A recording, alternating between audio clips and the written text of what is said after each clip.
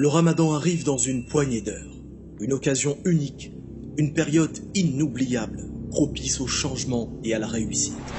Mais beaucoup de personnes appréhendent ce mois particulier. Non pas parce que le Ramadan est une chose qu'ils n'aiment pas, mais parce qu'ils ont peur de ne pas être à la hauteur de cette occasion unique. Voici donc 5 conseils pour réussir ton Ramadan. 5 conseils qui, je l'espère, te permettront de devenir quelqu'un de meilleur. Premièrement, préserve-toi de la télévision et de la musique et de la perte de temps dans ce qui ne t'apporte rien. Le prophète Muhammad sallallahu alayhi wa sallam a dit « 2 bienfaits négligés par beaucoup de gens sont la santé et le temps libre. » Alors, profite de chaque instant de libre pour satisfaire ton Créateur pendant ce mois particulier.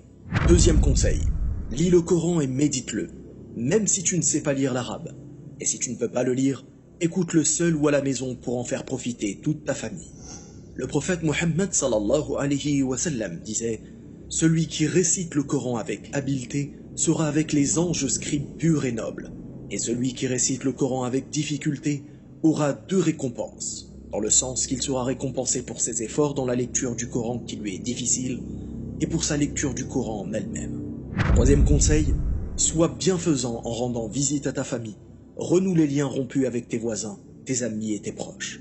Le prophète sallallahu alayhi wa sallam a dit « Celui qui respecte les liens de parenté n'est pas celui qui rend le bien par le bien.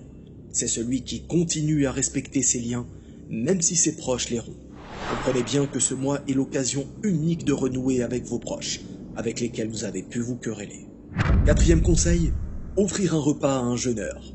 Le prophète Muhammad sallallahu alayhi wa sallam a dit « Celui qui donne au jeûneur de quoi rompre son jeûne aura la même récompense que lui, sans pour autant diminuer la récompense du jeûneur. » Il est important de préciser que ce jeûneur n'est pas forcément une personne nécessiteuse.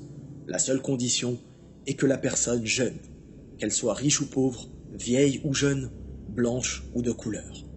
Enfin, 5e conseil, approfondis ta religion par la lecture d'un livre sur l'islam ou en écoutant des conférences.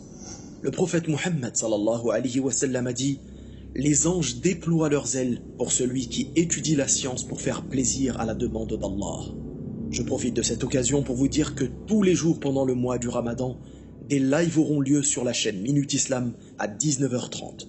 Le livre « Les leçons importantes pour la communauté » y sera lu. Un livre pour connaître les bases de l'islam.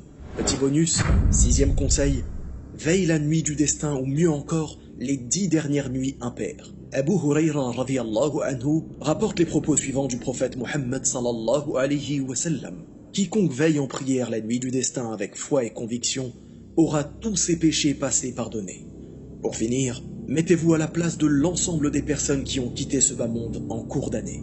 Pensez-vous qu'elles avaient conscience que le Ramadan dernier était leur dernière occasion de réussir ce mois? Avec certitude, non. Alors, profitez de cette occasion unique pour faire de vous une personne meilleure une fois ce mois terminé. Wallahu a'lam, barakallahu fikum, wassalamu alaykum wa rahmatullah.